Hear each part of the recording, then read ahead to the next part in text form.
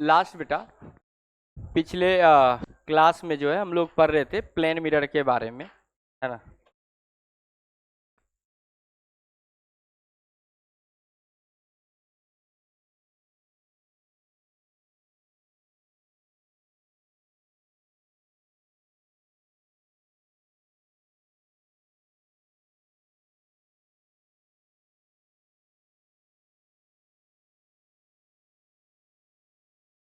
पढ़े आगे।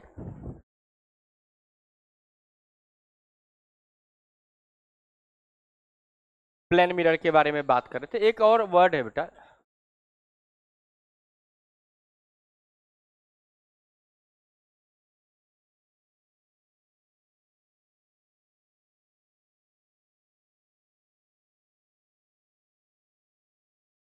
लेटर।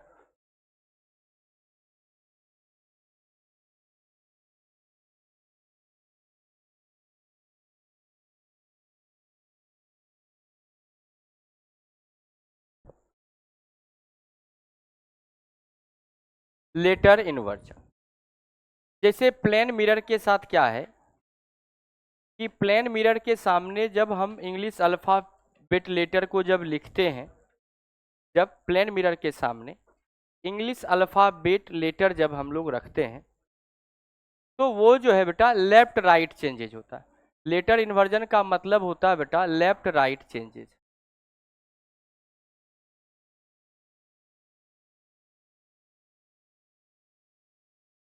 क्या चेंजेज बेटा? Left right changes. अगर अप राइट चेंजेज का मतलब होता है इरेक्ट और इन्वर्टेड, और लेटर इन्वर्जन का मतलब होता है बेटा लेफ्ट राइट चेंजेज। अगर हम किसी लेटर को इसके सामने रखें तो क्या होगा? जैसे हम लेटर ए रखें तो आपको पता है कि ये पॉइंट इसका जितना डिस्टेंस पे उतने डिस्टेंस पे मिरर के पीछे भी बनेगा। ये कुछ ऐसा होगा, मतलब इनलार्ज नहीं होगा, मतलब आप समझ सकते हैं कैसा बनाइएगा कि लगे कहाँ सर सेम ही है।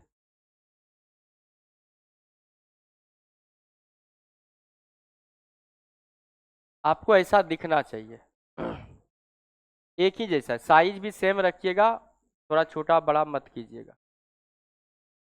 अगर कुछ लेटर्स है जिसको अगर हम लोग रख दें तो वो चेंजेज नहीं होता है। जैसा ऑब्जेक्ट है वैसा ही आपको इमेज भी दिखाई देगा।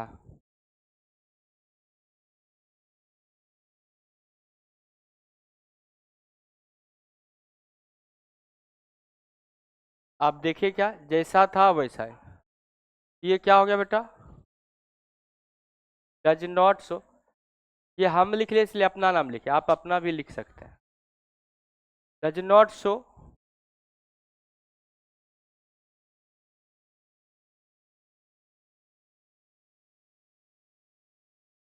इन्वर्जन। लेकिन ध्यान रखिएगा, अगर कोई और वर्ड लिखते हैं, कुछ भी अगर लिखें, जैसे हम लोग लिख रहे हैं बेटा बी, तो बी इसमें देखेंगे तो ऐसा नजर आएगा। अगर लिखें सी तो सी ऐसा नजर आएगा। अगर डी ऐसा है तो आपको डी ऐसा नजर आएगा। आपने अगर ई ऐसा लिखा है तो ई आपको ऐसा नजर आएगा, है कि नहीं? अगर आपने एफ लिखा है तो आपको एफ ऐसा नजर आएगा।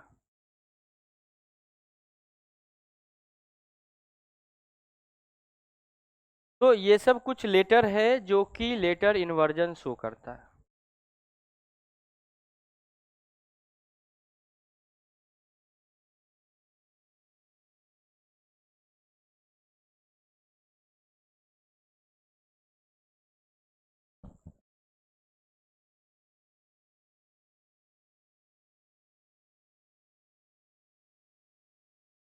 जैसे आपने देखा होगा कि एम्बुलेंस के एम्बुलेंस जो लेटर लिखा होता है एम्बुलेंस पे, तो वो बेसिकली लेटर इन्वर्जन में लिखा होता है ताकि जो है वो मिरर में सीधा दिखाई दे। एक तो आदमी पढ़ा लिखा कम, ऊपर से वो भी लेटर अगर उल्टा पुल्टा दिखाई दे तो पता चला एम्बुलेंस जा रहा है उसको साइड नहीं दे रहा था। तो आपको पता है कि एम्बुलेंस को साइड दिया जाना चाहिए और दिया जाता है, रूल्स भी है, ट्रैफिक रूल है। अगर आप से अगर जब भी पीछे आवाज़ सुनाई दे, है ना, तो आपको साइड दे देना है। अगर आप नहीं देते हैं तो आपको पता है कि आपको सजा हो सकता है। 10,000 का चालान कट सकता है minimum.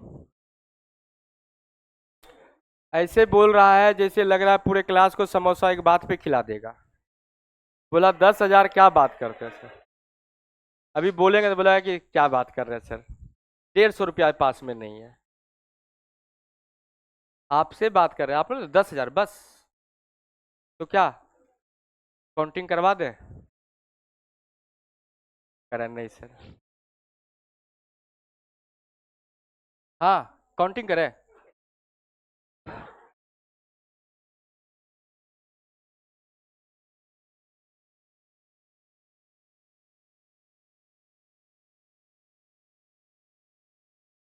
LATTER।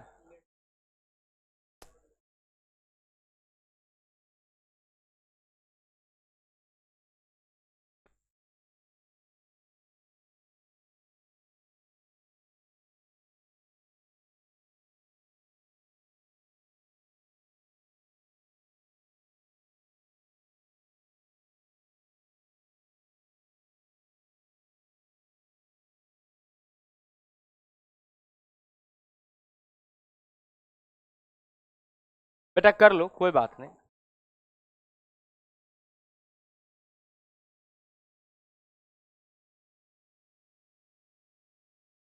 Lateral inversion. Lateral inversion.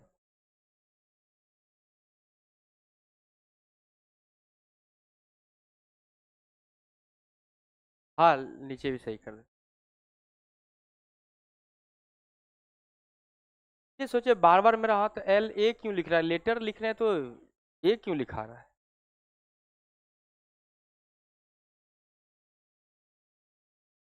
Lateral inversion, ठीक है क्या?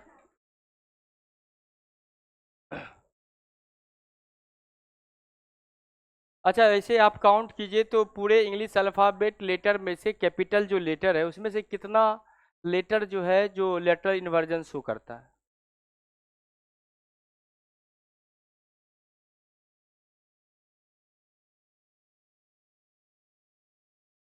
22 कैसे? तो सब कोई लिख लिए, अपना अपना नाम लिखें क्या, देखें। ए, के शो नहीं करेगा, के उल्टा होगा, और एन भी उल्टा होगा, एस भी उल्टा होगा। 6 लेटर लिखिए जिसमें 5 को उल्टे लिखिए।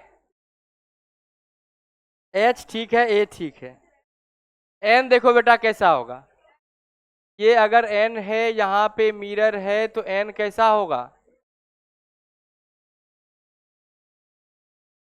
अगर आपने एस ऐसा बनाया है तो उसमें एस ऐसा दिखेगा। अब जैसे के लिख रहे थे तो के अगर ऐसा बनाया है तो मिरर में ऐसा दिखेगा। तब तो सब कोई जो है लिखा, तो आप सही किए। शायद हमको लगता है, देखिए एक बार लिख के। देखिए अगर ऐसा डी लिखे हैं तो ऐसा ही लिखाएगा। अरे जैसा ऑब्जेक्ट वैसा ही इमेज ना। अगर ऐसा किए थे तो इसको ऐसा करते। हाँ, लगभग भावना समझ जाओगे ना। अच्छा, मैक्सिमम लोग जो है मेरा ही नाम लिख लिए।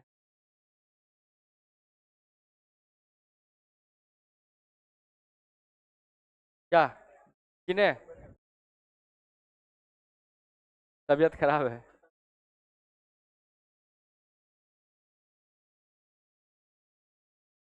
इलेक्शन?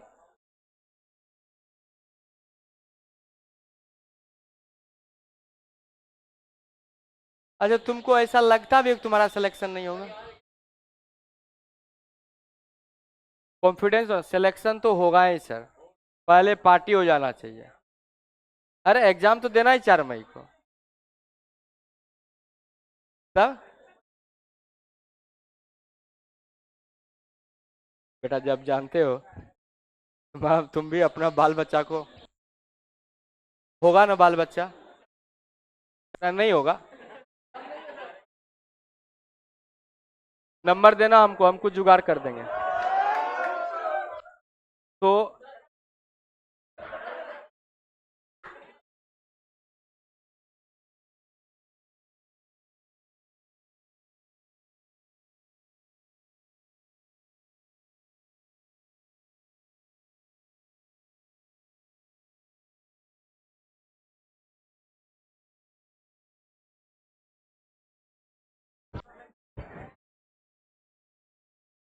चलिए आगे बढ़े।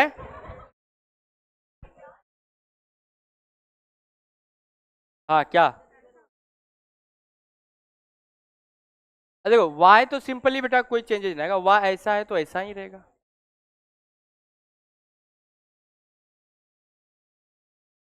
दो तरह का y होता है। देखो भाई, इंग्लिश थोड़ा बहुत कमजोर है, उतना भी कमजोर नहीं है, y दो टाइप का होता है।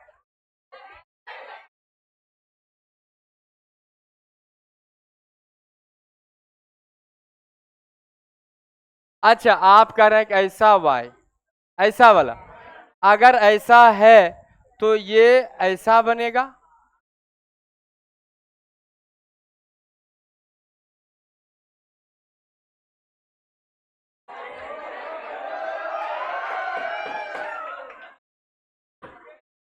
पता है बेटा, लास्ट में तुम चिल्लाते हो ना, हमको अच्छा नहीं लगता है। चलो,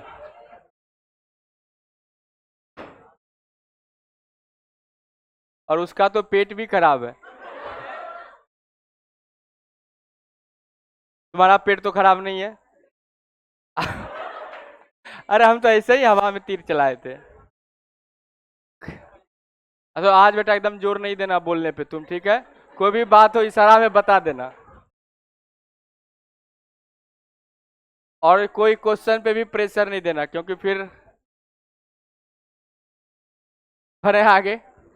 ओके बेटा, ये हम लोग कुछ कुछ बात पढ़े प्लान में। देखो अभी ना एक बैच में पढ़ा रहे थे, तो बच्चा बोला कि सर हम बस पूछे उससे कि सब कुछ ठीक है ना, कोई दिक्कत हो तो बता देना, क्योंकि जिस बैच में रेगुलर हम पढ़ा ही रहे तो वहाँ तो हमको पता ही है, सब कुछ मेरे अकॉर्डिंग चलता। अब जैसे किसी के बदले में गए हैं, मतलब वो मतलब हम ही को बैच मिल गया। अब तो ना, अब क्या है ना कि बच्चा जिससे पहले बहुत दिन से पढ़ता था बहुत कंफर्टेबल हो जाता है, जैसे कि अभी तुम अल्लाह कर रहे थे, जैसे बोलने लगे शांत हो गए, तो एज थोड़ा सा समय लगता है। तो पूछे तो बच्चा बोला कि सर प्लेन मिरर पे आप ना क्वेश्चन नहीं कराए। डेफिनेटली आपको भी क्वेश्चन नहीं कराए, जो इंपॉर्टेंट पॉइंट जो थोड़ा बहुत आपको आना चाहिए बस जानकारी के लिए, वो हम आपको बता दिए। ये सिलेबस का हिस्सा नहीं है। जब सिलेबस का हिस्सा नहीं है तो हम समय वेस्ट नहीं करेंगे, क्योंकि उससे जो बच्चा नहीं पढ़ रहा है, कम पढ़ रहा है, उसको तो नुकसान है ही। अब जो बच्चा बहुत अच्छा करने वाला है उसके लिए भी बहुत नुकसान है। क्यों? क्योंकि जो सब कुछ पढ़ता है अब वो क्या करेगा, कहाँ से पढ़ेगा? जो चीज सिलेबस में नहीं है उसी को पढ़ेगा, और रिवीजन जब वो करेगा तो पूरा कॉपी पढ़ेगा। तब जब जब रिवीजन करेंगे तब तक जो है, अगर हम 3 लेक्चर में ये पढ़ा रहे हैं, 2 दिन क्वेश्चंस करा रहे हैं, आपको हमेशा लगेगा कि रिवीजन करके जाते हैं, प्लेन मिरर से क्वेश्चन एक भी नहीं आता है। और बच्चा हमेशा कहता है सर टेस्ट में क्वेश्चन तो मॉड्यूल से ही आता है ना। अरे नीट में कौन सा मॉड्यूल से आएगा, है कि नहीं है? ये माइंड से हम इसीलिए ना बार बार मॉड्यूल खोल के एकदम एक एक करके क्वेश्चन, मॉड्यूल का क्वेश्चन कॉपी में हम बहुत कम ही कराते हैं, और जब अलग से भी देते हैं आपको प्रैक्टिस से, तो मॉड्यूल का क्वेश्चन देते ही नहीं। आप इस क्वेश्चन करना सीखिए, इस बात पे एकदम नहीं कि नहीं एकदम 1 से 10 तक याद कर लिए आंसर, अब जाएंगे को तो लड़िए जाएगा, उससे काम नहीं होना होगा। AITS का पेपर हो रहा था, क्या उसमें आया अननोन क्वेश्चंस मिलेगा? अरे एक दो क्वेश्चन तो जो कॉमन क्वेश्चन है, जो यूनिवर्सल क्वेश्चन है PYQ का, वो तो मिलेगा। बाकी एग्जैक्ट क्वेश्चन जो है वो नहीं मिलेगा, है ना? और इस बात पे आप कभी फोकस मत कीजिएगा। और हम चाह भी रहे हैं कि जो अपने सिलेबस का हिस्सा नहीं है उस पर हम समय वेस्ट नहीं करेंगे। भले ही जो सिलेबस का हिस्सा है एक दिन हम रिवीजन भले करवा देंगे, लेकिन हम उस पर फोकस नहीं करेंगे। लेकिन वो बैच में बोला कि सर नहीं पढ़ा दीजिए, तो ठीक है, कल अब उसको ऐसा ऐसा क्वेश्चन कराएंगे प्लेन मिरर का जो उसको पता भी नहीं चलेगा। फिर लगेगा कि नहीं सर ये भले नहीं पढ़ाए थे। ठीक है बेटा, आगे बढ़े हम लोग। आपको भी 2-3 को करा के दिखा देंगे। नेक्स्ट हम लोग बात कर रहे हैं बेटा रिफ्लेक्शन। यहां से एनसीईआरटी में है, आप एनसीईआरटी अब तो आदत लग गया देखने का। Reflection from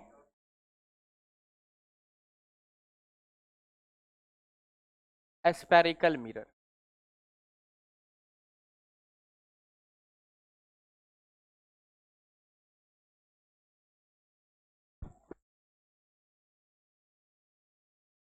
reflection from a spherical mirror यहां से क्लास 12th का सिलेबस का हिस्सा है और नीट के सिलेबस का हिस्सा है।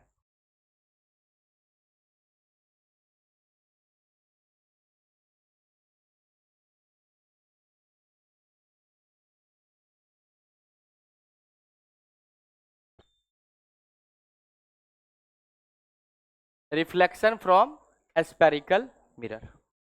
तो एस्पेरिकल मिरर से हम लोग रिफ्लेक्शन का बात करें, पहले तो ये तो पता चले कि एस्पेरिकल मिरर होता क्या है। तो बात कर रहे हैं बेटा spherical spherical mirror. Spherical mirror क्या है बेटा?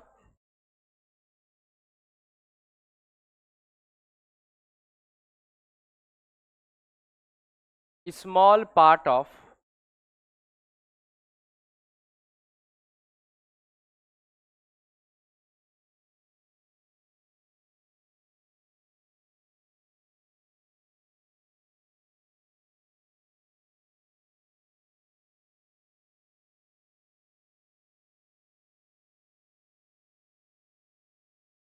and polish from one side form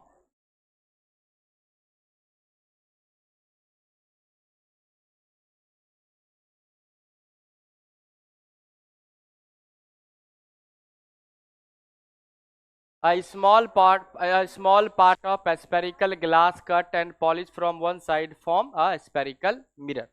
अगर एक spherical glass का एक छोटा सा हिस्सा कट कर लिया जाए और उसको एक साइड से पॉलिश कर दिया जाए तो जो मिरर बनेगा वो बनेगा एस्पेरिकल मिरर। जैसे बेटा हमने इस एस्पेरिकल ग्लास का एक छोटा सा हिस्सा कट कर लिया और इसको हमने पॉलिश कर दिया। आप सब जानते हैं पॉलिश करना है तो पॉलिश करने का 2 तरीका है। एक तो सर बाहर से पॉलिश कर दें, एक दूसरा तरीका है अंदर से पॉलिश कर दें। तो डेफिनेटली अगर आपको पता है कि कोई भी ग्लास को अगर रिफ्लेक्टिंग सरफेस को अगर एक साइड से पॉलिश करे या हाईली पॉलिश सरफेस है वो बिहेव करता है एज अ मिरर बिहेव करता है। तो ये बेटा मिरर की तरह बिहेव करेगा और ये जो मिरर है वो कौन सा मिरर है? एस्पेरिकल मिरर है, because of its part of a sphere. अब बात करते हैं कुछ छोटा मोटा पॉइंट का। ये जो अगर आपने बाहर से पॉलिश किया तो ये जो मिरर बनेगा ये बनेगा कॉनकेव मिरर। Concave mirror. अगर बेटा आपने अंदर से पॉलिश किया तो बनेगा कॉन्वेक्स मिरर। अंदर से पॉलिश किया बेटा इनर साइड से और आउटर साइड से पॉलिश किया तो वो बनेगा कॉनकेव। एंड कुछ छोटा मोटा टर्म यहीं पे हम डिस्कस कर रहे हैं। अगर आप बात करें कि ये जो एस्पेरिकल मिरर था उसका जो सेंटर होगा वही इस मिरर का सेंटर ऑफ कर्वेचर भी कहलाएगा। जिस भी ये स्पेयर का पार्ट है उस स्पेयर का जो सेंटर होगा वही उस मिरर का सेंटर ऑफ कर्वेचर होगा। एंड ज्योमेट्रिकल सेंटर ऑफ जो मिरर है वो कहलाता है बेटा पोल। ज्योमेट्रिकल सेंटर का मतलब जितना ये इसका आर्क लेंथ है उसका मिड पॉइंट, तो वो क्या कहलाता है? पोल कहलाता है। और अगर यही लेंस होता तो क्या कहलाता? ऑप्टिकल सेंटर कहलाता। मिरर में पोल होता है, लेंस में ऑप्टिकल सेंटर होता है।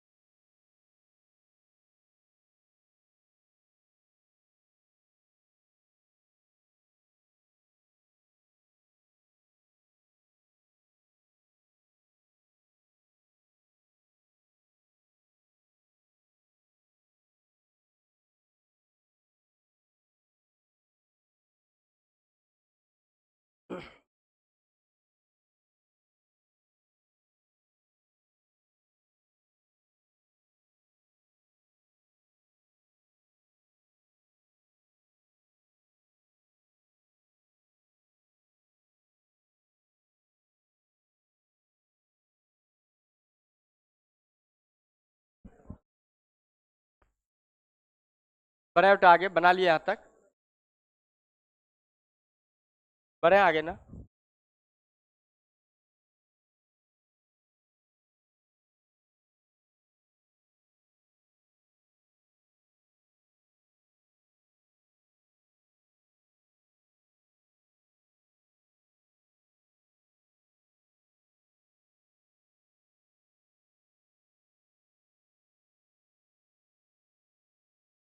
Terms related to spherical mirror, क्या क्या टर्म रिलेटेड है बेटा? सिंपल सा, सबसे पहले ये बना लें एस्पेरिकल मिरर।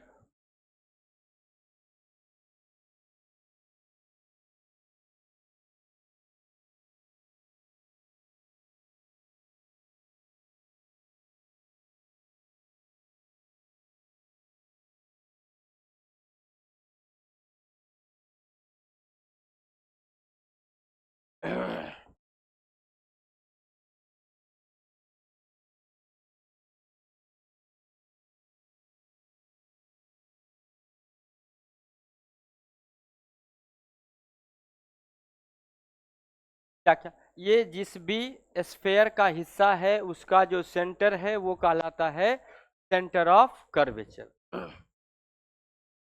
एंड टर्म कहलाता है पोल। पोल क्या होता है बेटा? पोल है जो कि geometrical centre of a mirror. एक और टर्म कहलाता है जिसको हम लोग बोलते हैं बेटा फोकस। फोकस वो पॉइंट है जहां पे light ray after reflected, parallel light ray after reflected meet at a point और appear to meet at a point। Principal axis से जो पैरेलल लाइट रे आता है वो जिस पॉइंट पे मीट करता है या अपियर टू मीट होता है वो पॉइंट कहलाता है फोकस। अब ये सब डिफिनेशन तो नहीं ना लिखाएंगे कि फोकस किसको कहते हैं, सेंटर किसको कहते हैं, इसके लिए आप बेटा एनसीईआरटी, इसलिए तो बोर्ड क्लास अलग से लग रहा है, उसको पढ़ेंगे तो ये सब टर्म आपको वैसे ध्यान भी है और बोर्ड में उम्मीद भी नहीं करते हैं कि ये चीजें आपसे पूछा जाएगा। तो ये पोल हो गया बेटा। पी क्या है? पोल। पोल क्या होता है? Geometrical centre. एफ क्या है? फोकस है।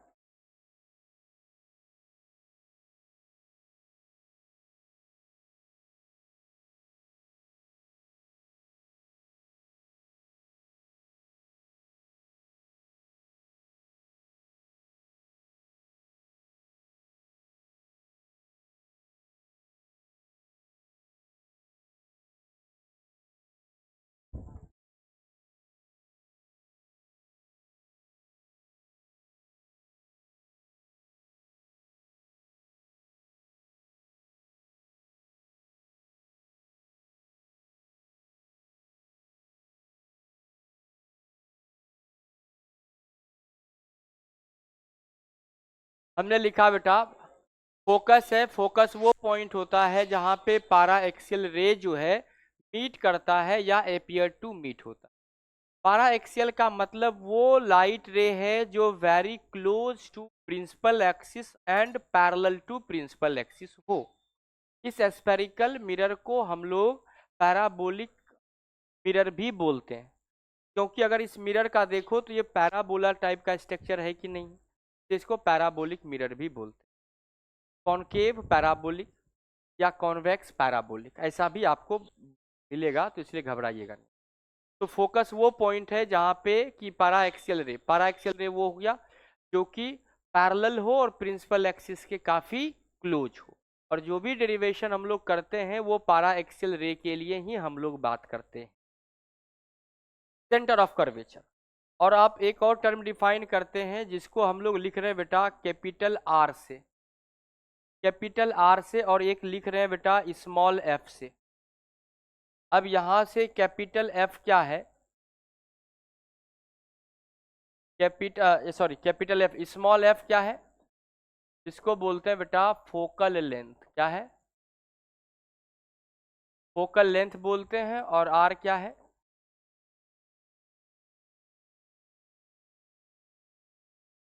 Radius of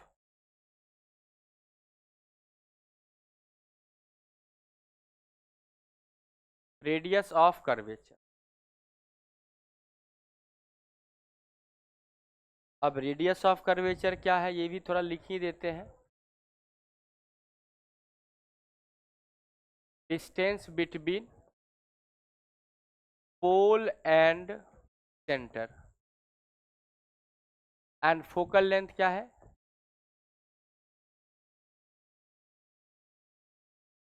distance between pole and focus.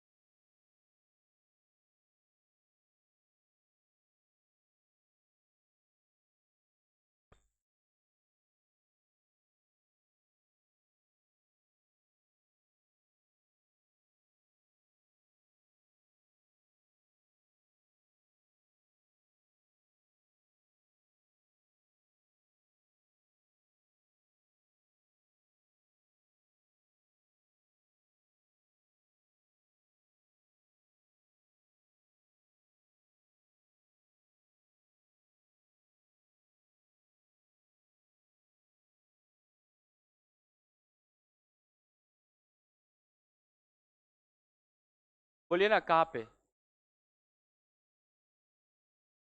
Focal length क्या, distance between pole and focus. क्योंकि आप जानते हैं आगे लिखेंगे हम लोग all the distances are measure from पोल।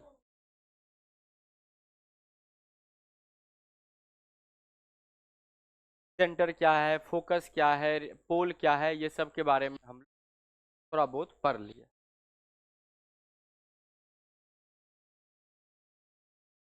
पढ़े आगे।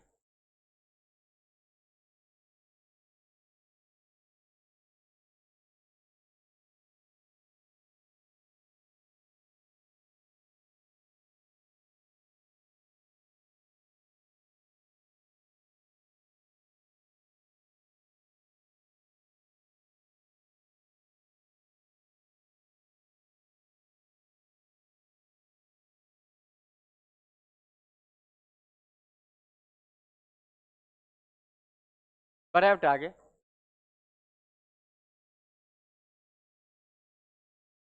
नेक्स्ट,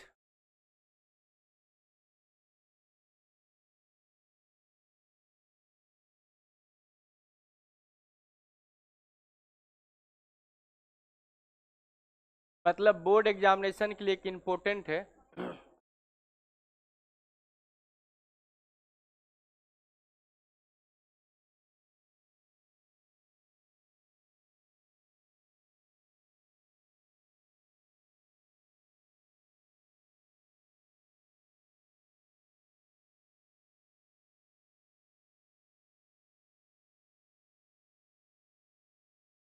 ये बोर्ड एग्जामिनेशन में आता है। F बराबर R/2, F बराबर R/2, F बराबर R/2।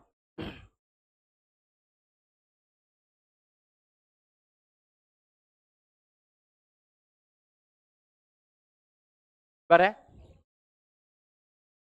F बराबर R/2।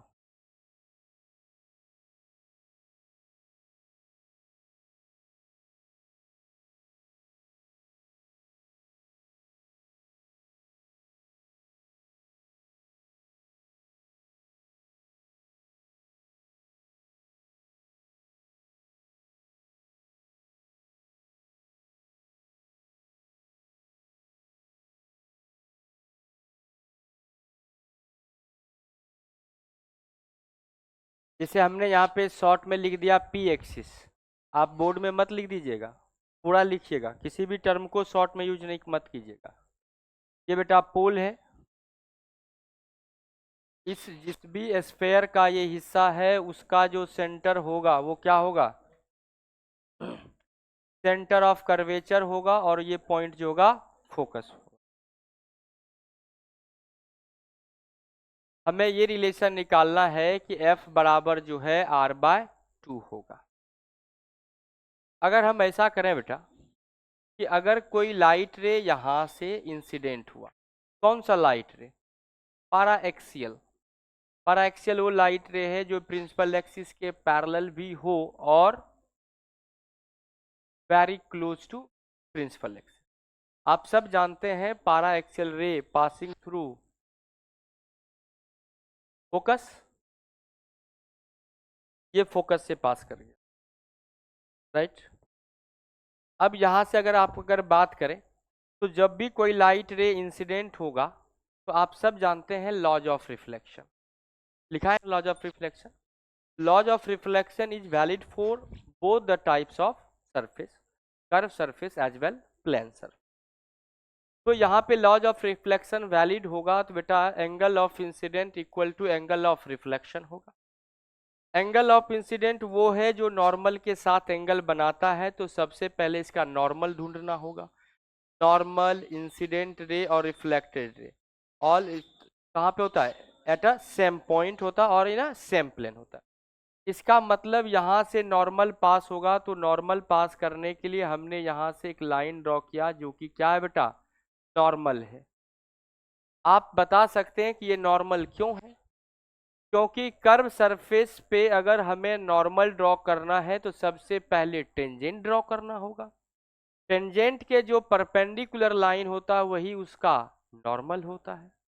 तो कर्व सरफेस पे टेंजेंट ड्रॉ कर दिए, ये स्पेरिकल पार्ट था, तो लेट से ये इसका टेंजेंट होगा।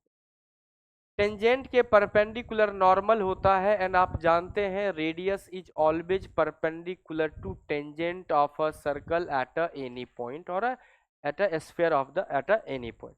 स्फीयर के किसी भी पॉइंट पे टेंजेंट ड्रॉ करेंगे तो उसके परपेंडिकुलर एक लाइन होगा जो कि हमेशा सेंटर से पास करेगा, जो कि अगर आप जो है पेरीमीटर से सरफेस से सेंटर तक का डिस्टेंस का बात करेंगे तो वो क्या कहलाएगा, रेडियस कहलाएगा। पेरीमीटर से सेंटर तक का डिस्टेंस क्या कहलाता है, रेडियस कहलाता है। तो डेफिनेटली पेरीमीटर से सेंटर तक एक लाइन हमने ड्रॉ किया जो क्या है, रेडियस है इसका, डेफिनेटली रेडियस है सर, तो ये कैसा होगा बेटा, नॉर्मल की तरह बिहेव करेगा। तो अगर हम बात करें ये एंगल ऑफ इंसिडेंस आई है तो ये एंगल ऑफ रिफ्लेक्शन आर होगा। अगर अगर आप सब जानते हैं कि ये भी एंगल जो है वो आई होगा, कैसे, ये एंगल आई है तो ये एंगल आई होगा करस्पॉन्डिंग अपोजिट एंगल।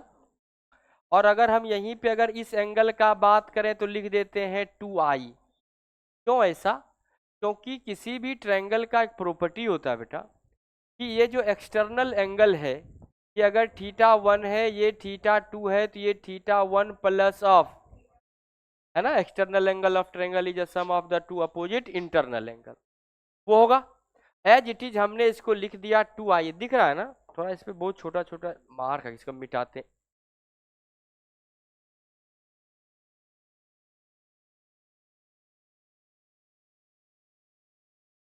ठीक है, दिख रहा है फ्रेश क्या,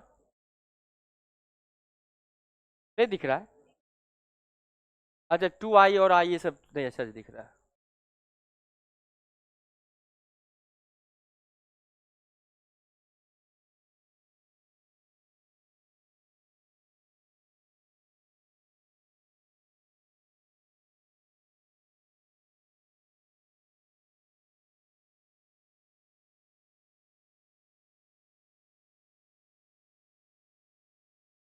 ये एंगल बेटा आई है, तो ये एंगल भी आई होगा, और ये एंगल जो होगा आर होगा, और ये एंगल जो है आई प्लस ऑफ आर के बराबर। अब दिख रहा है?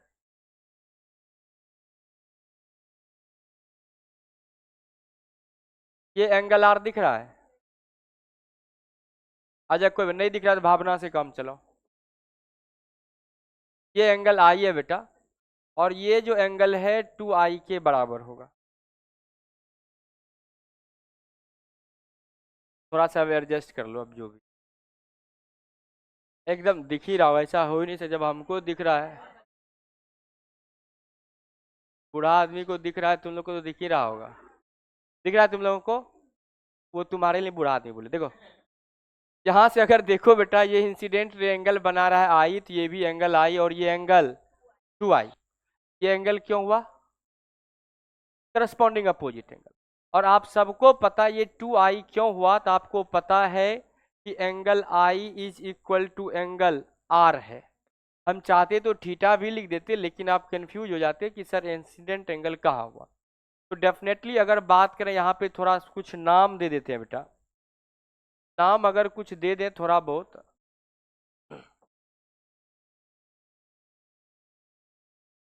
इस पॉइंट का नाम n दे देते हैं, इस पॉइंट का नाम m दे देते हैं।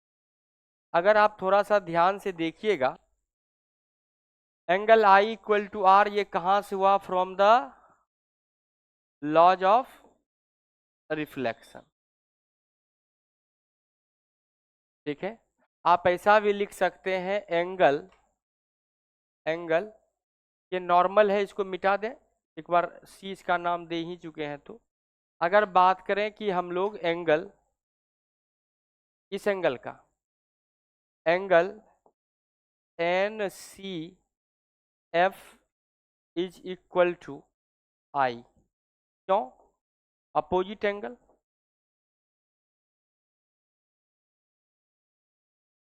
ये जो एंगल है एन सी एफ वाला, ये एंगल आई क्यों हुआ? क्योंकि ये क्या है? Opposite angle. और अगर बात करें कि angle N F M is equal to angle I plus of angle I plus R, that is equal to 2i। क्योंकि angle I equal to angle R है, इसलिए कितना बराबर होगा बेटा? 2i के बराबर होगा।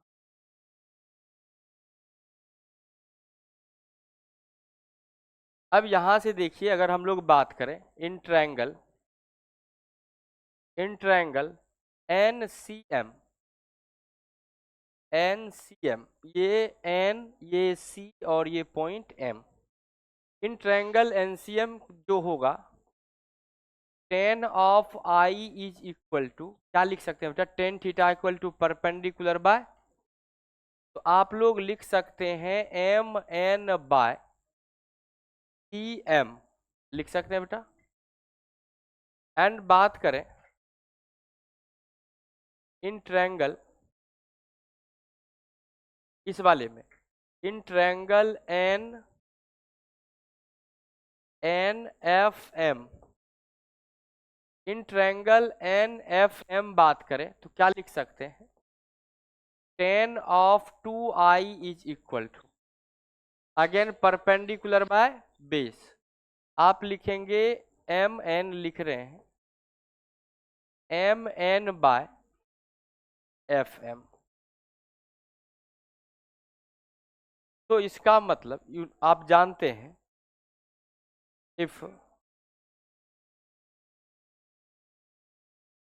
If angle is very small, then tan of theta approximately equal to अगर एंगल बहुत छोटा हो तो टेन थीटा किसके बराबर, थीटा के बराबर होता है। तो इसका मतलब हम लोग लिख सकते हैं यहीं से, तो आई इज इक्वल टू लिख सकते हैं आप, अच्छा यहाँ मत लिखिए, अब यहाँ लिखे तो आप लिख सकते हैं angle I is equal to M N by C P लिख दिए। अब क्यों लिखे इसका भी रीजन बताते हैं। N two I is equal to M N by F M को लिखेंगे या एफ पी लिख देते, पी एफ लिख देते हैं, और इसको भी हम लोग जो थोड़ा सा पी पी को लिख देते हैं। हम ऐसा इसलिए लिखे कि F M is equal to P F comma and C M is equal to P C. क्यों लिखे बेटा, क्योंकि क्योंकि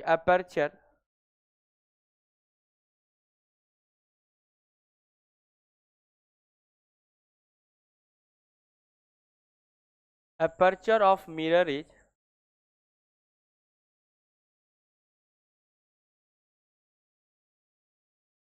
is small।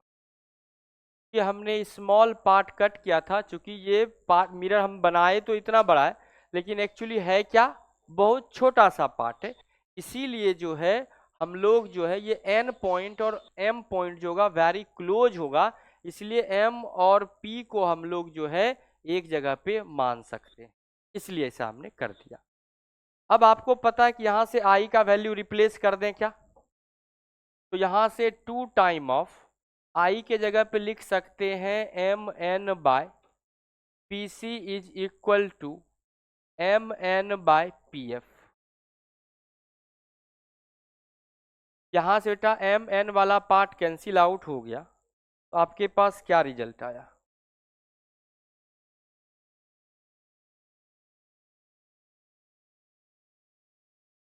आपके पास रिजल्ट आया 2 टाइम। पोल से सेंटर तक के डिस्टेंस को हम रेडियस ऑफ कर्वेचर बोलते थे, एंड पोल से फोकस तक के डिस्टेंस को फोकल लेंथ। तो यहीं से आपके पास क्या रिजल्ट निकल के आया बेटा, क्रॉस मल्टीप्लाई कर देते हैं, एफ बराबर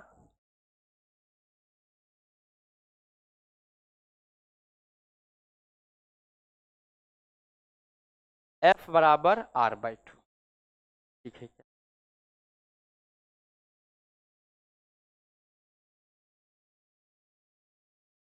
ये बोर्ड एग्जामिनेशंस में आता है आपको प्रूफ करने, इसलिए हम बहुत अच्छे से सारा बात लिख के प्रूफ कर दिए। सीबीएसई में भी आता है, बिहार बोर्ड में भी आता है। इस खुश था बोला कि अच्छा ये तो कह देंगे सर बिहार बोर्ड में आता है, सीबीएसई में कह देंगे बस काम हो जाएगा, नहीं दोनों में आता है, इसलिए हम लिखे।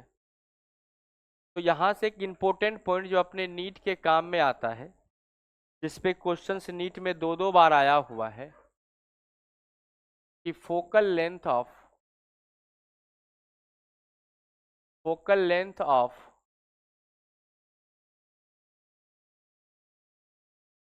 spherical mirror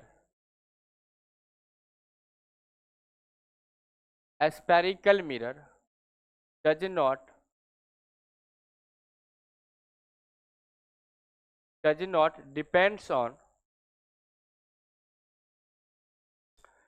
focal length of spherical mirror does not depends on।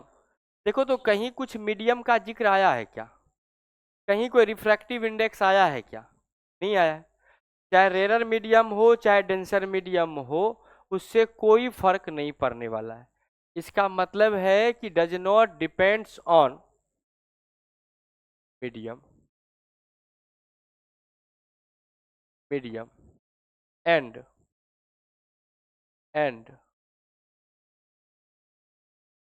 दूसरा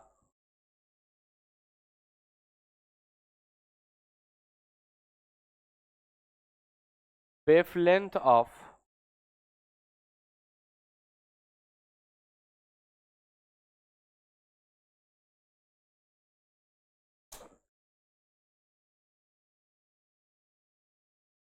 कौन सा लाइट रे इंसिडेंट हो रहा है। क्योंकि हम इसलिए ये बात लिखे, जब हम लोग लेंस के लिए लेंस मेकर फॉर्मूला पढ़ेंगे तो उसका हम फोकल लेंथ निकालेंगे। तो लेंस का जब फोकल लेंथ निकालेंगे, वो क्लास 10th का बाद दूसरा था जब हमें लेंस का फोकल लेंथ दिया होता था, है ना। और वहाँ पे बेसिकली बाय फोकल लेंथ हम बाय कॉनकेव या बाय कॉन्वेक्स पढ़ते थे, तो वहाँ पे आराम से जो है फोकल लेंथ एग्जाम में दिया होता था। लेकिन अब जो है अलग अलग फोकल लेंथ का मिरर को आप ग्लास को जोड़ के एक लेंस बनाया जाएगा। तो फोकल लेंथ आपको निकाला जाता है और फोकल लेंथ का डेरिवेशन ही बोर्ड एग्जामिनेशंस में आता है। तो अब जो है कि लेकिन हम लोग जब फोकल लेंथ मिरर का बात कर रहे हैं तो वहां पे जो है फोकल लेंथ ऑफ मिरर जो आप देख पा रहे हैं केवल और केवल एक चीज पे डिपेंड करता है, जो कि है रेडियस ऑफ कर्वेचर। और रेडियस ऑफ कर्वेचर इस बात पे डिपेंड करता है ये किस मिरर का हिस्सा रहा है। क्योंकि वेवलेंथ ऑफ लाइट पे रिफ्रैक्टिव इंडेक्स डिपेंड करता है, तो रिफ्रैक्टिव इंडेक्स पे focal length of lens depend करता है, इसलिए वेवलेंथ ऑफ लाइट पे जो है फोकल लेंथ भी डिपेंड करता है, मीडियम पे तो करता ही है।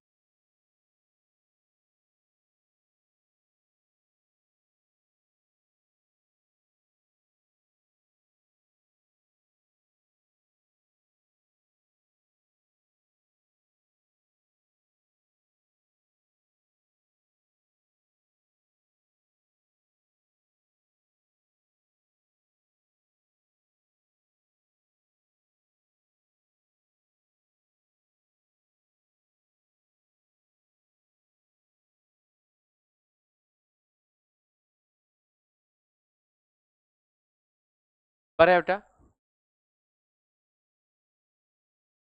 क्यों एनसीईआरटी है, कहाँ से फोटो स्टेट खरीदे।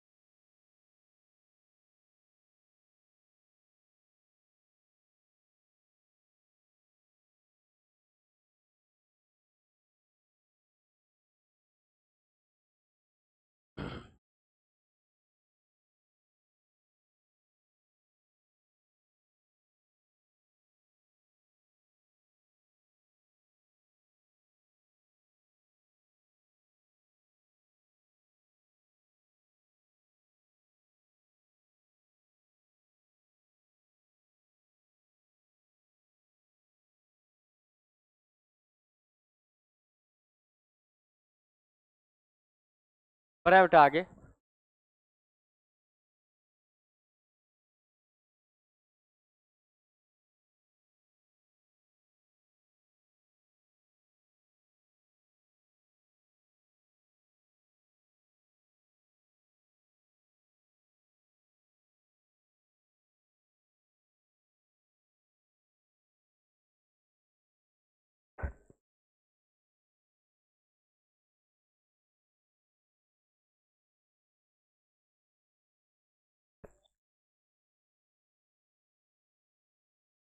अब बढ़े,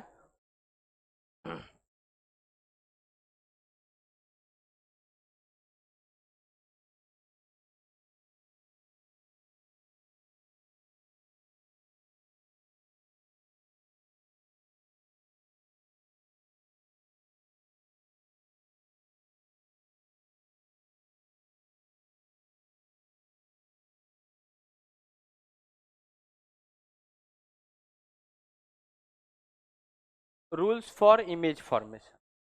क्योंकि हमें बेटा स्पेरिकल मिरर से इमेज के बारे में पूछा जाएगा, कैसा बनेगा, कहाँ पे बनेगा, तो इसके लिए हमें रूल्स ऑफ इमेज फॉर्मेशन पढ़ना होगा। रूल्स फॉर इमेज फॉर्मेशन के लिए बात करें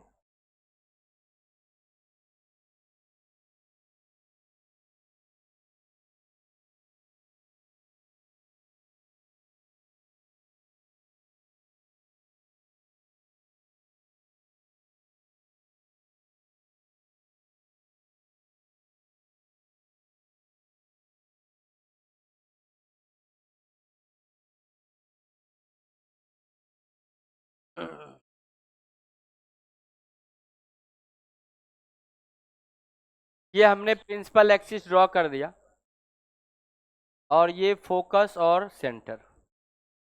आप सब जानते हैं कि अगर कोई रे प्रिंसिपल एक्सिस के पैरेलल मूव करेगा, आफ्टर रिफ्लेक्शन कहाँ से पास करेगा? After reflection passing through focus.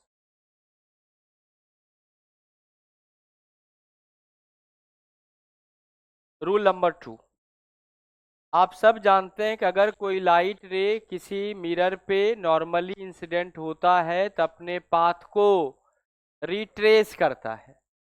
तो आपको पता है कि वो लाइट रे जो सेंटर से होके मिरर पे इंसिडेंट होगा, वो लाइट रे अपने पाथ को रिट्रेस करेगा। That is a rule number 2। And तीसरा रूल का बात कर रहे हैं, अगर कोई लाइट रे फोकस से होके जाएगा, अगर कोई लाइट रे फोकस से होके जाएगा तो वो प्रिंसिपल एक्सिस के पैरेलल मूव करेगा after reflection. And last rule number 4, laws of reflection valid होगा। 4 नंबर रूल,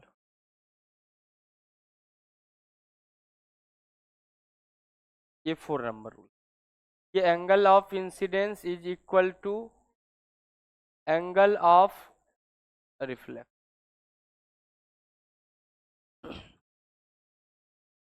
अब हम लोग बात करेंगे इमेज फॉर्मेशन का। पहले तो हम लोग सबसे पहले जल्दी से इमेज फॉर्मेशन के बारे में 2 तरीका है। पहले हम लोग नीट का ही पढ़ रहे हैं तो क्यों ना जो भी इमेज फॉर्मेशन है उस सब को एक बार याद कर लेते हैं कि इमेज कहाँ बनेगा। याद क्या करेंगे, मतलब सीख लेते हैं।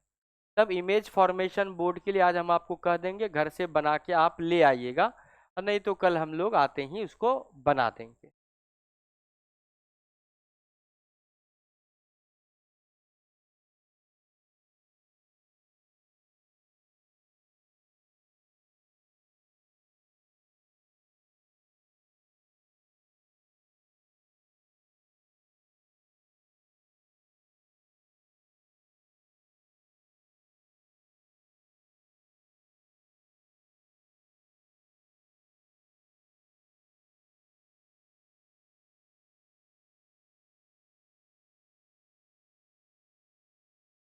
बढ़े आगे।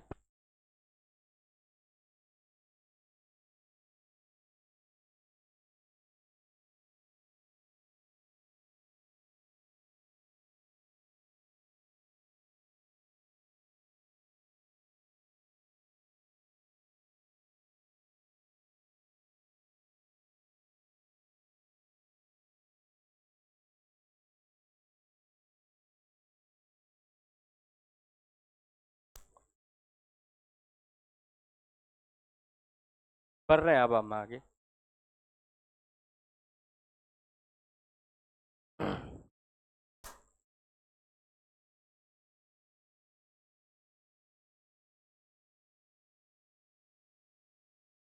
कौन मोबाइल चार्ज लगा?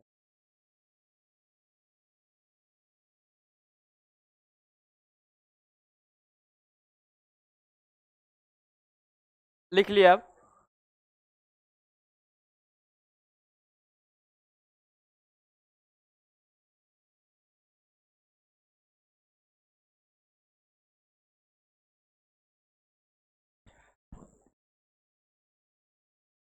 बढ़े।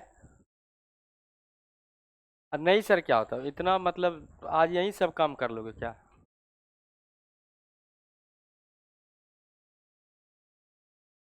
ज्यादा डेकोरेशन के लिए घर पे बैठ के क्या कीजिए।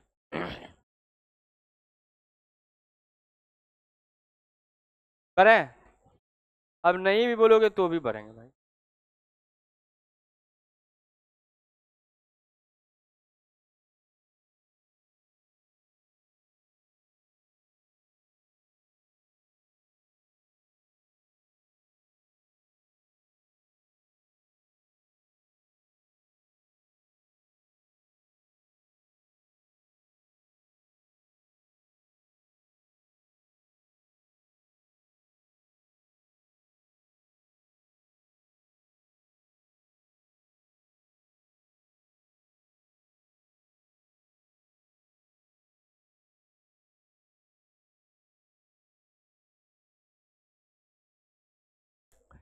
Image formation from convex mirror. देखिए बेटा, इमेज फॉर्मेशन बात कर रहे हैं कॉन्वेक्स मिरर से। तो सबसे पहला जो ज़्यादा इम्पोर्टेंट है, चूंकि इसमें 6 टाइप का इमेज फॉर्मेशन होता है, किसमें? कॉनकेव में।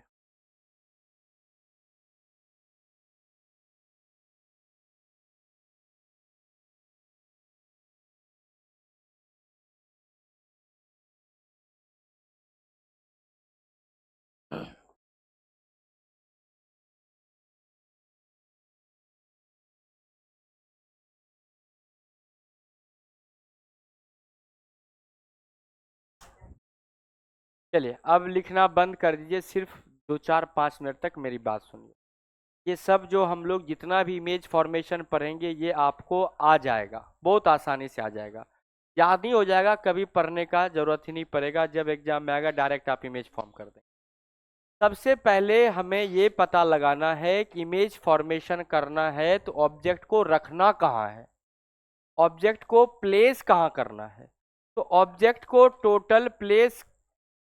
को प्लेस करने का टोटल जो है 6 पोजीशन है। कौन कौन सा? क्योंकि सबसे पहले देखिए हमारे पास पॉइंट मिरर में कौन कौन से टर्म है, कौन कौन से पॉइंट्स हैं। अपने पास 3 रेफरेंस पॉइंट्स हैं, पोल, फोकस और सेंटर। इस 3 रेफरेंस पॉइंट से कितना पोजीशन हम फाइंड आउट कर सकते हैं? तो जो पोजीशन फाइंड आउट कर सकते हैं वो पोजीशन है 6। कौन? एक तो अपने पास हो गया पारा एक्सियल रे, वो रे जो कि प्रिंसिपल एक्सिस से पैरेलल आएगा। किसी भी ऑब्जेक्ट, कोई भी ऑब्जेक्ट अगर very far away from the mirror है तो उस पे इंसिडेंट होने वाला रे वो पैरेलल रे होगा, पैरेलल होगा रे। इधर देखने बोले, मोबाइल में नहीं, याद हो जाएगा। तो हम लोग बात कर रहे हैं कि अपने पास 6 पोजीशन है, कौन कौन सा? तो पहला पोजीशन है अपने पास इनफाइनाइट का। सर इनफाइनाइट पे रखा हो, इनफाइनाइट मतलब अनंत पे नहीं, इनफाइनाइट मतलब रेडियस ऑफ कर्वेचर के कंपैरिजन में ऑब्जेक्ट जो काफी दूर हो। दूसरा सर जब बियॉन्ड सी हो। तीसरा पोजीशन एट सी हो। चौथा सेंटर फोकस के बीच में। पांचवा कहाँ? और छठा पोजीशन कहाँ होगा?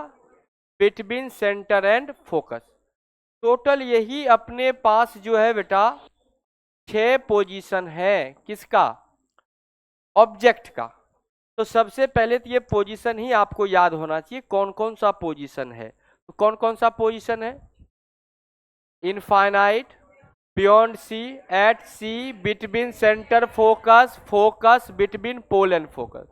और बरासन ये सर कॉनकेव मिरर, सामने इमेजिन कर लीजिए कि ये कॉनकेव मिरर है। तो पहले पॉइंट मार्क कर देते हैं, पोल है, फोकस है, सेंटर है।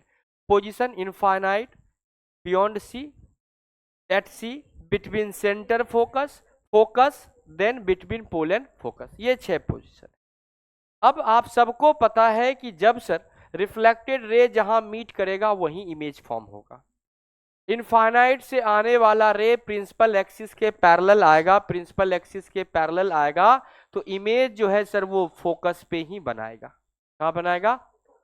यहां पे इसलिए डैश लगा दिए। आप सबने कभी ना कभी ऐसा आपने देखा होगा, पुली सिस्टम या फिर साइकिल का आपने चेन सिस्टम देखा होगा। अगर बात करें कि अगर हम इस पे 2 ये पॉइंट मार्क कर दें तो अगर ये आगे बढ़ेगा तो ये पीछे जाएगा, ऐसा। तो same as it is image में भी होता है, ऑब्जेक्ट मिरर के पास आएगा, ऑब्जेक्ट वो मिरर से दूर जाएगा। तो अब देखिएगा, अगर हम एक स्टेप आगे आएंगे तो इमेज भी एक स्टेप मिरर से दूर जाएगा, पीछे मतलब नहीं, दूर जाएगा।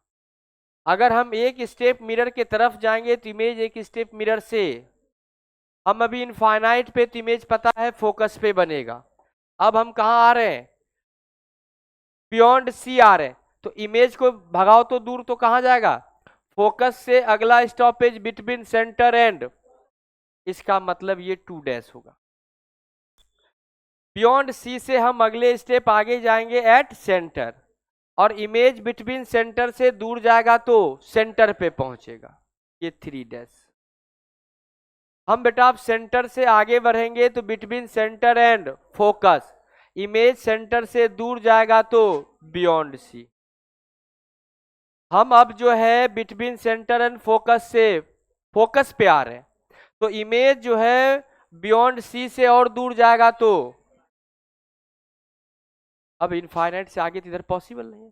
अब ऑब्जेक्ट जो है फोकस से आगे बढ़ के बिटवीन पोल एंड, अब अगर बिटवीन पोल एंड अगर फोकस आएगा तो इमेज के लिए अब इनफाइनाइट से आगे जगह, क्या ऐसा पॉसिबल नहीं है कि इमेज फॉर्म ही नहीं होगा? नहीं सर, एक और पोजीशन बचा हुआ है, ये सब मिरर के सामने हो रहा तो मिरर के पीछे भी तो जगह है, तो अब 6 नंबर का इमेज कहां बनेगा? मिरर के पीछे बनेगा, राइट। अब एक बार हम पोजीशन बताएंगे, आपको बताना है इमेज कहां फॉर्म होगा। अगर ऑब्जेक्ट इनफाइनाइट पे है तो इमेज कहां बनेगा? अगर ऑब्जेक्ट को बेटा बियॉन्ड सी रखे हैं तो कहां बनेगा? अगर ऑब्जेक्ट को बियॉन्ड सी रखें तो इमेज कहां बनेगा? अगर ऑब्जेक्ट को सेंटर पे अगर रखे हैं तो इमेज कहां बनेगा? अगर ऑब्जेक्ट को बिटवीन सेंटर फोकस रखें तो इमेज कहां बनेगा? अगर ऑब्जेक्ट को फोकस पे रखें इमेज, अगर ऑब्जेक्ट को बिटवीन पोल एंड फोकस रखें तो इमेज कहां बनेगा? Behind the mirror. आप सब जानते हैं कि सर जो इमेज मिरर के सामने बनता है वो सब रियल होता है, इसका मतलब ये सब 1 to 5 जो है वो रियल इमेज है। रियल ऑब्जेक्ट का रियल इमेज आर इनवर्टेड इन, और वैसे भी देखो ऑब्जेक्ट ऊपर है इमेज, इसका मतलब इन्वर्टेड है, उल्टा है, एंड इन्वर्टेड है। अब बात करते हैं साइज का, कहां बनेगा वो नंबर बता रहा है। साइज देखें तो टोटल 6 पोजीशन है, 6 पोजीशन को अगर हम डिवाइड करें तो सर मिडिल नंबर आता है 3। कौन आता है? जो 3 से छोटा है वो स्मॉल इमेज बनाएगा, जो 3 से बड़ा है वो कैसा इमेज बनेगा? वो इनलार्ज इमेज बनाए, अरे हाँ कि ना। और इधर जो इमेज बनेगा वो कैसा बनेगा? Virtual image are erect in nature. कोई दिक्कत क्या? तो क्या हम पोजीशन बोलेंगे तो तुम नेचर ऑफ इमेज बता दोगे? नेचर और पोजीशन बताना है, रियल होगा, इन्वर्टेड होगा, कहाँ बनेगा, और कैसा साइज भी बताना है, ठीक है क्या? हम ऐसे कंडीशन दें, object is place at the centre of curvature, then find the position and nature of image. Sir, और इसको याद करने का और आसान तरीका है सर, सेंटर से इधर 3, सेंटर से इधर सर पोजीशन और इधर बात करें तो सेंटर से हम लोग सर अगर बहुत दूर है तो इमेज फोकस पे, और अगर बात करें बियॉन्ड सी है तो इमेज कहाँ जाएगा? बिटवीन सेंटर फोकस, और सेंटर पे है तो सेंटर पे। सेंटर पे ऑब्जेक्ट है तो इमेज सेंटर पे, सेंटर से मिरर के तरफ एक स्टेप आगे तो इमेज एक स्टेप पीछे। अगर बिटवीन सेंटर फोकस है तो इमेज कहाँ बनेगा? बियॉन्ड सी। फोकस पे जाते हैं तो इनफाइनाइट पे बनता है, हाँ कि ना। अगर बियॉन्ड सी है तो अगर आप दूर गए तो इमेज पास आएगा, अगर आप बियॉन्ड सी है तो इमेज कहाँ बनेगा? Between centre and focus. अगर बात करें कि आप जो है पोल और फोकस के बीच में है तो इनफाइनाइट तक तो हो ही गया था जब फोकस पे था, तो इमेज इनफाइनाइट पे, इसका मतलब बिहाइंड मिरर बनेगा। आपसे पूछें कि object is place between centre and focus, then find the position and nature of image. Beyond C बनेगा, रियल बनेगा, वर्चुअल बनेगा, सॉरी रियल बनेगा, इन्वर्टेड बनेगा, और पोजीशन नंबर कितना है? 3 तो हो जाता है सेंटर वाला, बिटवीन सेंटर फोकस है तो 4 नंबर का हुआ। अगर 4 जो एक बड़ा नंबर है 3 से, तो इसका मतलब इनलार्ज इमेज बनेगा। क्लियर है बात? ओके। अब इसी को आपको जो है बना लेना है फिगर में। ये तो हो गया किसके लिए? कॉनकेव। अब हम लोग बात कर लेते हैं कॉन्वेक्स का। कॉन्वेक्स मिरर में एक ही केस है, इसलिए इसको हम लोग रे डायग्राम से ही बना देते हैं। अच्छा एक बात बताइएगा, ये बताइए तो ये कौन सा मिरर है? ये कौन सा मिरर है बेटा? पहले तो ये कोई मिरर नहीं है। अब बताइए कौन सा मिरर है, कौन सा है? ओ अच्छा, एक दिन बता दिए थे। क्यों पता चला कॉनकेव है? क्योंकि बाहर से पॉलिश किया हुआ है। अगर अंदर से पॉलिश करें तो ये कॉन्वेक्स बन गया।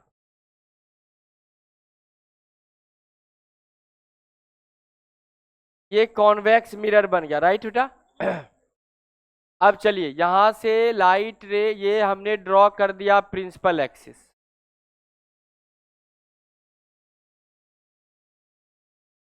अब आपको पता था कि जब लाइट रे अगर हमने बात किया तो इसमें कुछ पॉइंट्स मार्क करने होंगे। कौन कौन सा? सबसे पहले पोल। सेंटर किधर होगा? क्योंकि सेंटर तो ये जिस भी स्फीयर का पार्ट है उसका सेंटर, तो उसका सेंटर तो इधर होगा, फोकस इधर होगा। और अगर इधर ऑब्जेक्ट को रखे तो कोई इमेज फॉर्म, इसलिए इस बार ऑब्जेक्ट को उसके पास चॉइस ही नहीं रखने का, beyond C, between C and F at C कर ही नहीं सकता है। क्यों? क्योंकि इधर ऑब्जेक्ट को रखेगा तो इमेज बनेगा ही नहीं। तो इसका मतलब जो है मिरर के सामने ऑब्जेक्ट को कहीं भी रख दिया तो जनरली इसके पास तीन ही पोजीशन होता है। एक इनफाइनाइट, आप सबको पता है इनफाइनाइट पे ऑब्जेक्ट अगर प्लेस है तो इमेज प्रिंसिपल एक्सिस के पैरेलल आएगा तो इमेज फोकस पे। और अगर ऑब्जेक्ट को पोल पे रख दिया तो इमेज पोल पे बनेगा, है कि नहीं है? समझ रहे हैं बात को क्या? अब देखिएगा, अब यहां से एक लाइट रे को हम इंसिडेंट कराते हैं बेटा, ध्यान से देखिएगा। अब आपको पता है कि अगर कोई लाइट रे प्रिंसिपल एक्सिस के पैरेलल अगर मूव करता है तो ये फोकस से पास करता है। लेकिन आप सब जानते हैं कि सर ये लाइट रे इधर तो जा ही नहीं पाएगा सर। क्यों? क्योंकि सर इधर जो है मिरर है, मिरर है सर, और ये मिरर पता है वन साइड से पॉलिश होता है। इसका मतलब है ये कैसा है? ओपेक मीडियम है पीछे, और ओपेक मीडियम में लाइट पास नहीं करता। तो लाइट रे यहाँ पे इंसिडेंट होगा और लाइट रे इधर रिफ्लेक्ट हो जाए, कोई दिक्कत? एंड आपको सबको पता है, लेकिन सर इमेज फॉर्मेशन करना है तो दो लाइट रे चाहिए। हो सकता है कि और लाइट रे लीजिए सर, हो सकता है कि वो आपस में मिल जाए। तो हम एक और लाइट रे लेते हैं। तो हमें पता है कि अगर कोई लाइट रे, अगर कोई लाइट रे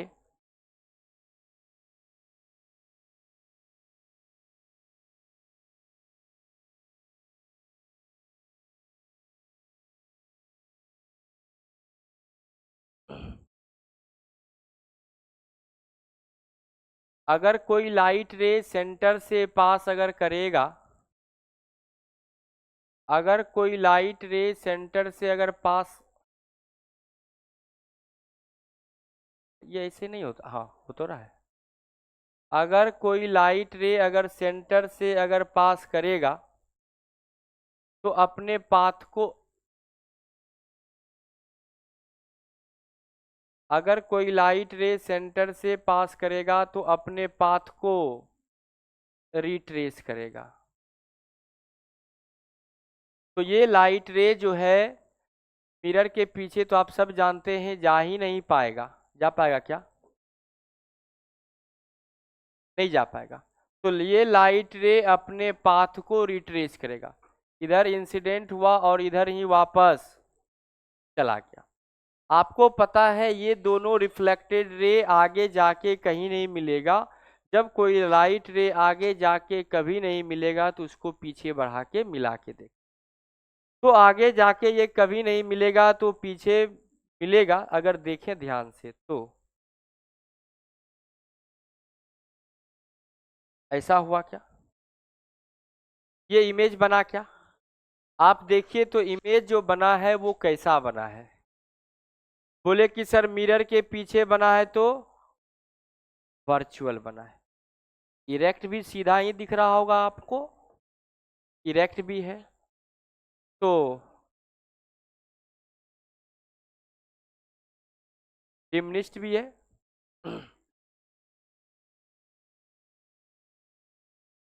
बिहाइंड मिरर है। लेकिन बिहाइंड मिरर तो है, लेकिन इस बार इधर पोजीशन है, क्या पोजीशन है बिटवीन बेटा? हाँ, between, between pole and, between pole and focus बनेगा। क्लियर है क्या? ठीक है, बिटवीन पोल एंड फोकस बनेगा। तो इसमें तो एक ही केस है सर, वर्चुअल, इरेक्ट, डिमनिस्ड और बिहाइंड मिरर कहाँ बनेगा? पोल एंड फोकस इमेज बनेगा। इसमें एक ही केस आपको ध्यान रखना है कि ऑब्जेक्ट को कहीं भी रखे। दूसरा रख सकता है आपको, तीन कंडीशन कई जगह आपको हो सकता है मॉड्यूल में दिखाया गया हो। ऑब्जेक्ट को प्लेस कर दिया है इनफाइनाइट पे, तो पता है इमेज फोकस पे बनेगा। ऑब्जेक्ट पे पोल पे रखा है तो इमेज भी पोल पे, क्योंकि ऑब्जेक्ट और इमेज दोनों कोइंसाइड करेगा, क्योंकि लाइट रे कहीं जाएगा और आएगा तो वो मिलेगा ही नहीं वहीं पे। तो इसका मतलब यहाँ से एक जो सबसे इम्पोर्टेंट बात आपके लिए निकल के आया है वो ये है। क्या निकल के आया? इसमें जो पूछा जाता है कंपटीशन में, नीट एग्जाम जैसे एग्जाम में, कि इमेज जो है वो कहाँ फॉर्म होगा, उसके लिए पूछा जाता है कि when object move away from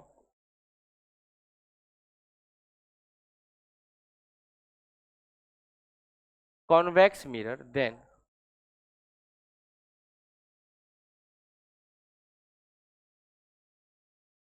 image move towards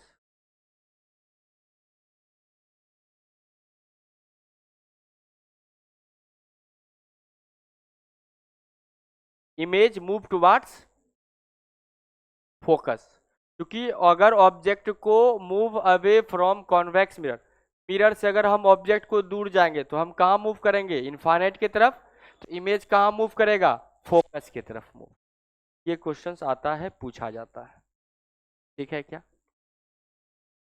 हो गया? अगर आप लिख रहे हैं तो मत लिखिए, लास्ट एक दो लाइन हम लिख देते हैं। अब देखिए बेटा, हम लोग बात कर रहे थे किसका? इसको बोलते हैं रे डायग्राम। हम लोग ड्रॉ कर रहे थे किसके लिए? कॉनकेव के लिए और कॉन्वेक्स। कॉनकेव के लिए तो सर डायरेक्ट शॉर्टकट बता दिए, लेकिन रे डायग्राम आप ड्रॉ नहीं किए। तो रे डायग्राम के लिए हम लोग बात करते हैं। पोजीशन लिखेंगे, हम दो ड्रॉ कर देते हैं, बाकी चार आप करके लाइएगा, नहीं तो हम कल कर देंगे। तो आप लोगों को बनाना है रे डायग्राम, है ना? इमेज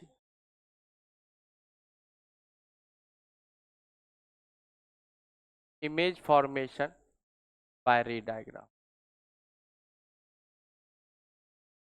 बोर्ड्स में आता है एक क्वेश्चन, 1.5 नंबर का, देखिएगा।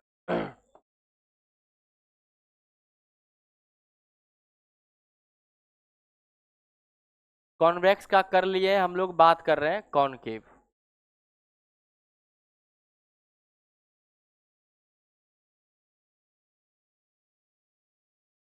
कॉनकेव मिरर का हम लोग बेटा बात कर लेते हैं, करें? पहला पोजीशन कौन सा है? ऑब्जेक्ट कहाँ हो? Object at infinite. पहला है ऑब्जेक्ट हो इनफाइनाइट पे। सबसे पहले कॉनकेव मिरर ड्रॉ कर लेते हैं। ये बेटा हमने एक कॉनकेव मिरर बना लिया। अब यहां से ये प्रिंसिपल एक्सिस ड्रॉ कर दिया। इसका हमने यहाँ पे सेंटर ड्रॉ किया, तो यहाँ पे फोकस हो जाएगा। एंड ये आपका क्या है? पोल है। तो डेफिनेटली आप सब जानते हैं कि अगर कोई लाइट रे प्रिंसिपल एक्सिस के पैरेलल आएगा तो फोकस से एक लाइट रे आ गया। दूसरा, इमेज फॉर्म करने के लिए एक और लाइट रे को हमने फोकस से पास करा दिया। चूंकि इमेज फॉर्मेशन के लिए मिनिमम कितना चाहिए रे? दो रिफ्लेक्टेड रे चाहिए, तो दोनों यह पॉइंट पे मीट कर रहा है। तो इमेज आप जान ही रहे थे कहाँ बनता, कैसा बनता? तो इमेज बना बेटा real, inverted, highly diminished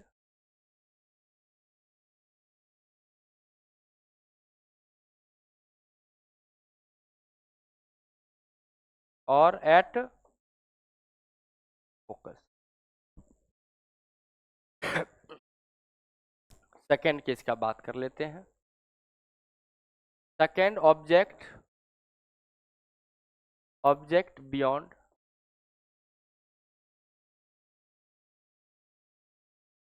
beyond सी है तो क्या होगा?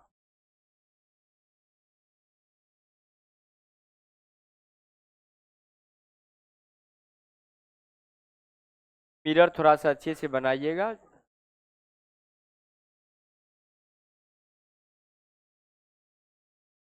ये पोल, फोकस, सेंटर, ये ऑब्जेक्ट हमने प्लेस यहाँ पे कर दिया बियॉन्ड सी। एक प्रिंसिपल एक्सिस के पैरेलल रे गया तो वो कहाँ से पास करेगा? फोकस से। प्रिंसिपल एक्सिस के अगर कोई पैरेलल ले जाता है तो वो कहाँ से पास करता है? फोकस से पास करता है। ये हमने फोकस से पास करवाया। अब हमें इस चीज का फायदा मिलेगा जब हमें ये बात पहले से पता है कि इमेज कहाँ बनेगा। सबको पता है कि इमेज कहाँ बनना है, कहाँ? सेंटर और फोकस के बीच में। अब पहले हम रे डायग्राम बना लेंगे तब नाम लिखेंगे, क्योंकि अगर आपने पहले सी और एफ दे दिया, रे मिलाए, पता चला कि वो इधर उधर मिल रहा है, तो एग्जामिनर तो काट देगा और तुम ओवर राइटिंग करोगे तो समझ जाएगा इसको नहीं आता है। हमको पता नहीं चलने देना उसको, हमको नहीं आता है। तो जैसे हम सेंटर फोकस मार्क कर दिए, मेरे पास ऑप्शन है कि हम इसको मिटा के इधर उधर कर सकते हैं। तो एक और रे लिए बेटा जो कि पास हुआ फोकस से। ये कहाँ से पास हो गया? प्रिंसिपल एक्सिस के पैरेलल। ध्यान रखिएगा रे को थोड़ा स्ट्रेट ही बनाइएगा, थोड़ा क्या पूरा स्ट्रेट बना। तो यहाँ पे देखिए बेटा, तो ये यहाँ पे इमेज फॉर्म हो गया क्या? एकदम सेंटर फोकस के बीच में आ रहा है, सटीक बना है, कोई कोई दिक्कत नहीं है। क्योंकि इमेज मिरर के सामने बना है तो ये इमेज रियल हुआ। रियल है, इन्वर्टेड भी है, दिख रहा है। इसका हेड ऊपर था तो इसका हेड नीचे है।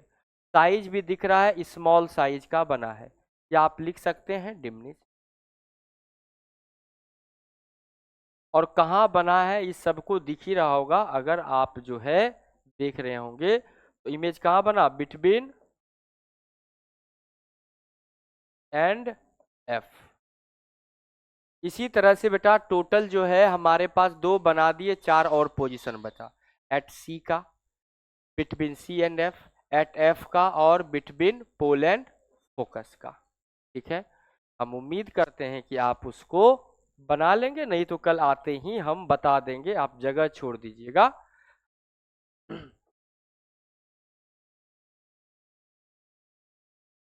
देन हम लोग पढ़ लेते हैं usage of mirror.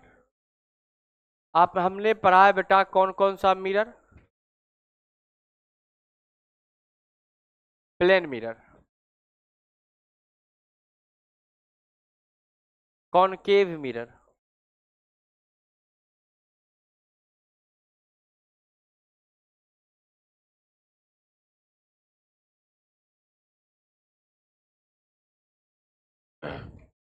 Simple plane mirror का क्या यूज है बेटा?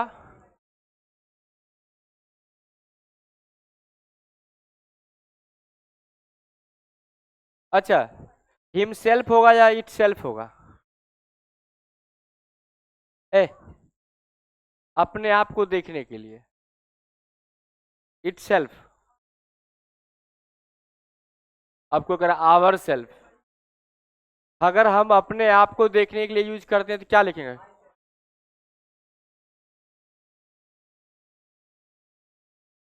और हम सब एक दूसरे अपने आप को देखने के लिए myself, to view myself.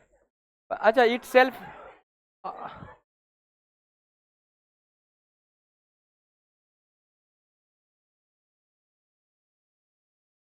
अच्छा, इट सेल्फ लिखते तो गलत था है?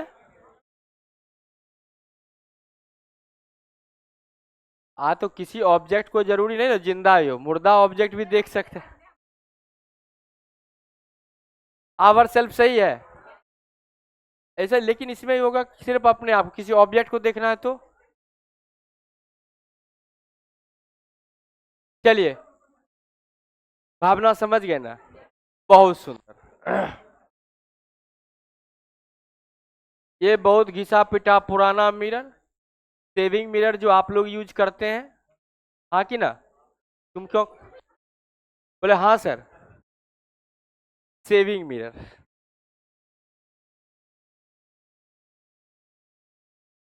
Concave mirror, saving mirror.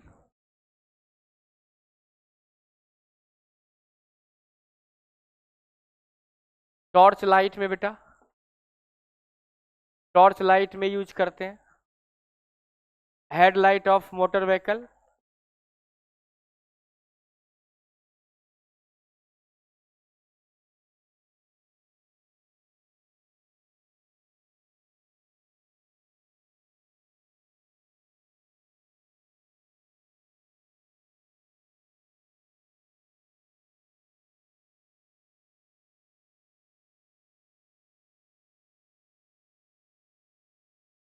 ENT specialist,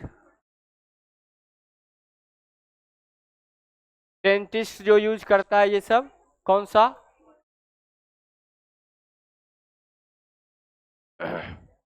next, convex mirror का यूज कहाँ करते हैं? हाँ,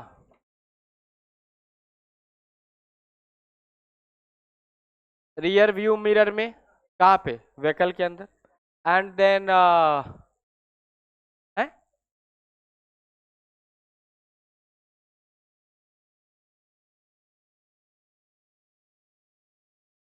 स्ट्रीट लाइट में,